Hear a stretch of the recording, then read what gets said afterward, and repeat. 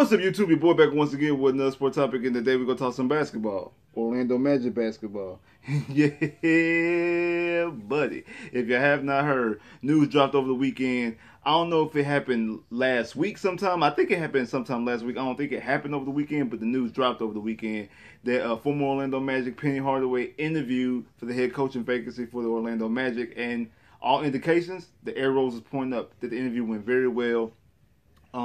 The report is that the interview lasted about 4 hours, and that he impressed the Magic organization really well, and it's looking like that Penny might be their dream candidate. It emerged him being the serious candidate, and then it went from him being the serious candidate to him being their dream candidate. And then late last night, I seen an article, like it was an article maybe for out of Tennessee, if I'm not mistaken. I think it came from Tennessee.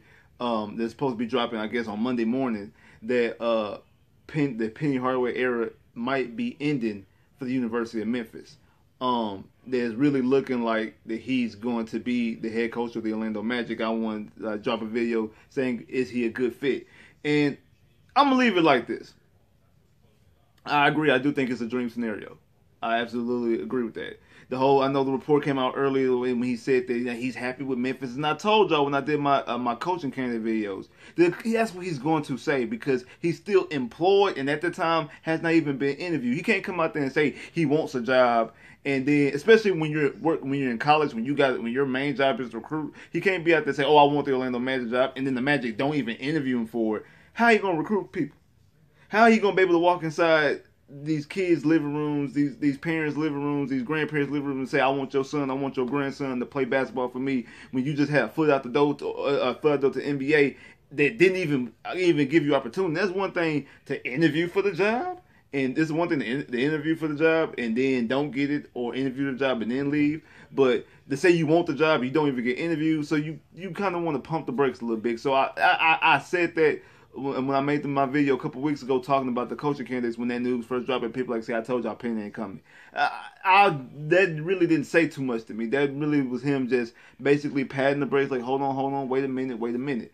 And I do believe, because since he said that and then turned around and interviewed for said job, he wants that job. Now it's up to the Orlando Magic to give it to him. I believe if the Orlando Magic give him the job that they offer to him, Penny's coming.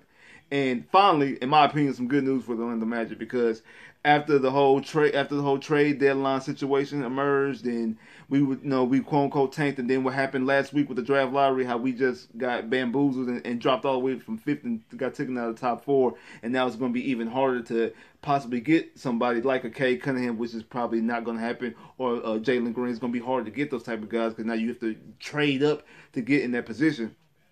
Good news for the Orlando Magic and getting Penny Hardaway. I agree with Jalen Rose. Jalen Rose has been campaigning for Penny to get the job since the job opened. But as soon as the job opened, he said, "Give it to Penny." And he's been adamant about that. Every time he gets on TV and they talk about coaching jobs, he brings up the Orlando Magic and he brings up Penny Hardaway. He brings up what I said in my video a couple videos ago. We have guards. We have young guards. You got Markelle Fultz. You got Cole Anthony. You have R.J. Hampton. And some news that I didn't even really know, because I remember that Penny was a high school coach. Remember, Penny got into coaching because of his best friend was the high school coach, and his best friend got sick, and he basically took over, and his best friend ended up passing.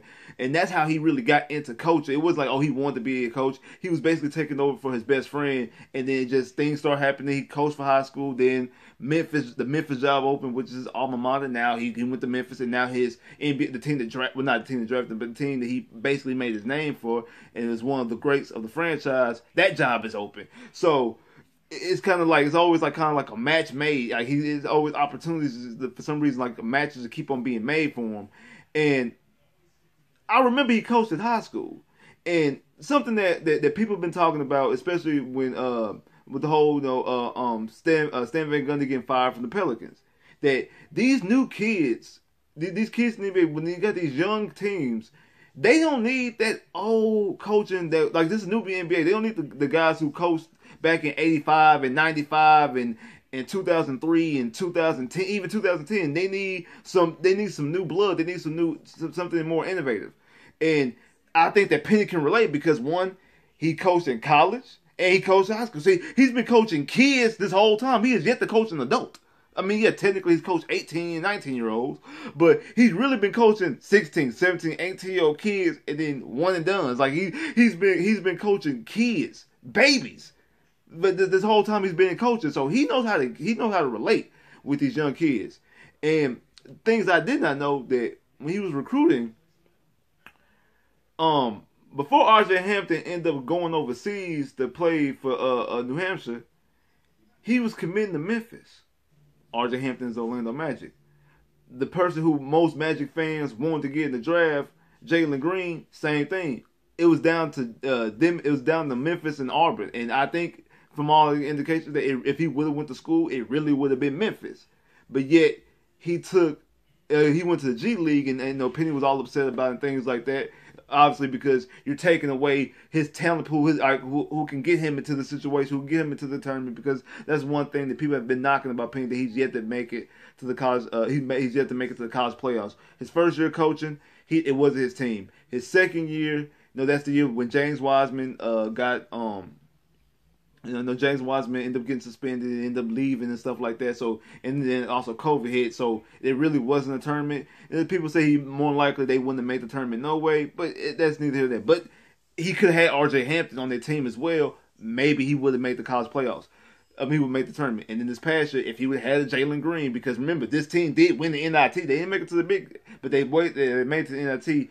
And if they would have beat U of H at least one time out of the last two times they played them, down the stretch of the season, more likely they would have made the tournament.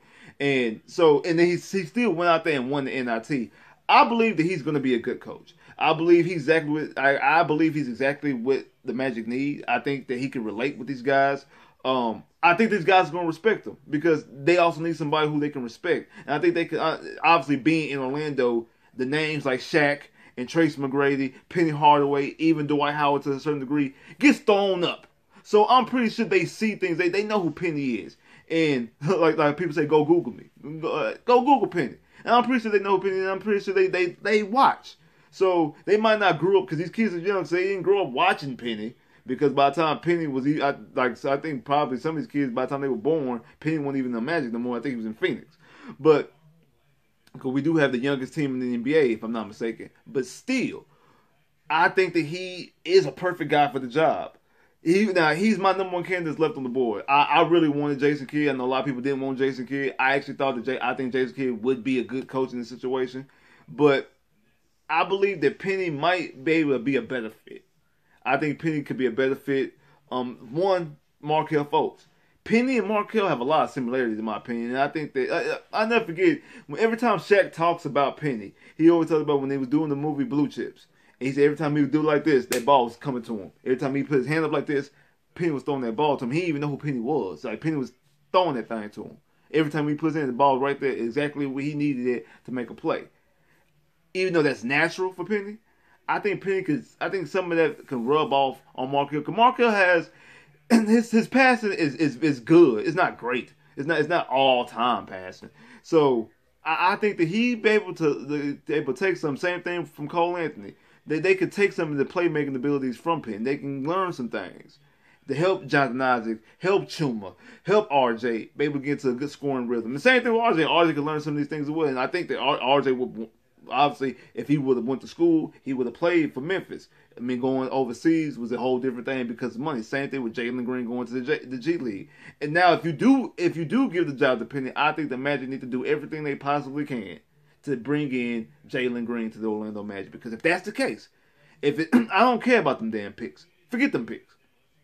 If you can use those picks and package them up and maybe package if it's Terrence Ross, if you had to, especially Gary Harris, to move up to be able to get a Jalen Green, somebody who Penny recruited, who I'm pretty sure they have a good relationship. Not to mention, I forgot about this, that Penny also helped RJ prepare for the draft. He helped him work out for the draft, him and Mike Miller, if I'm not mistaken. So there's a lot of connections, not just Penny playing for the Orlando Magic and being a former Orlando Magic great. It's a lot of different connections across the board, potentially, if some certain things break right. So I do believe the case that I do think that Penny could be the dream candidate, the perfect scenario, the perfect situation, the perfect fit for the Orlando Magic. Like Jalen Rose keeps saying, that if you if you want us to talk about you, if y'all want to be irrelevant again, y'all want to be relevant again, you want us to talk about you ever, y'all need to hire Penny Hardaway. Now I know it's not about attention and stuff like that. It's about wins. You want dubs. You want championships. You want to be put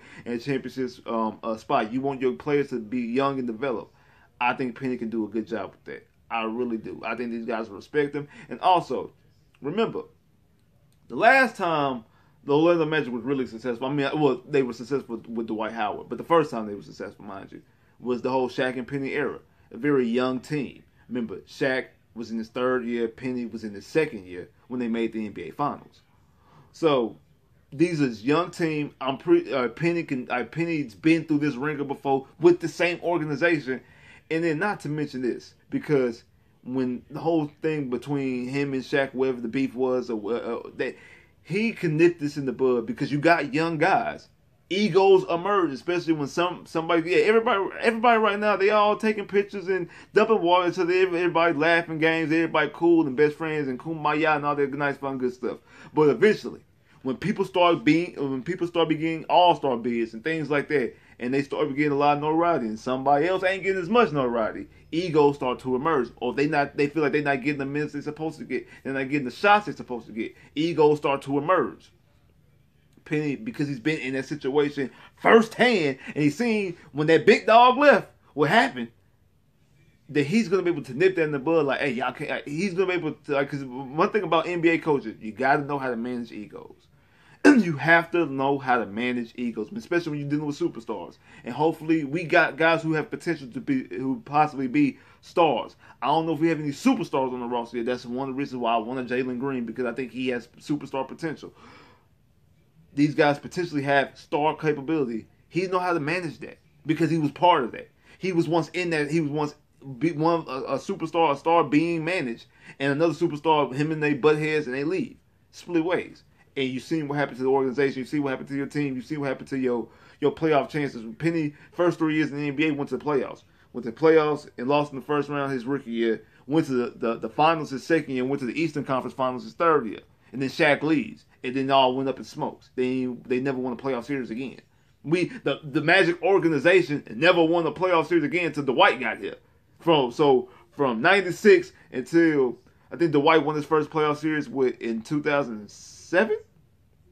Either 2007 or 2008. I can't remember. It might be 2008. So it went over 10 years before the Magic even won a playoff series again. We ain't won a playoff series, since 2011? Was it 11?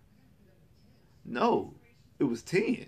Because 11, we lost to the Hawks in the first round. The Magic haven't won a playoff series since 2010. 2021. It's been over a decade since the Magic won a playoff series again. So, and the only people who've won playoff series is the Shaq era and the Dwight era. We didn't win no playoff series with Tracy. And obviously the Steve Clifford Vooch era, we didn't win the playoff. We won a playoff game, but we never won a series.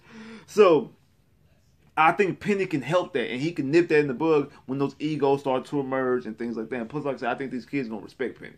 I really do. And then because of that, because of the respect factor, Penny got that cachet. You might be able to be in a superstar market down the line. You might be able to bring in the superstar because they want to be coached by Penny. Look what's going on in Portland. Dame wanted Jason Kidd. Portland did not hire Jason Kidd. They hired Chauncey Billups.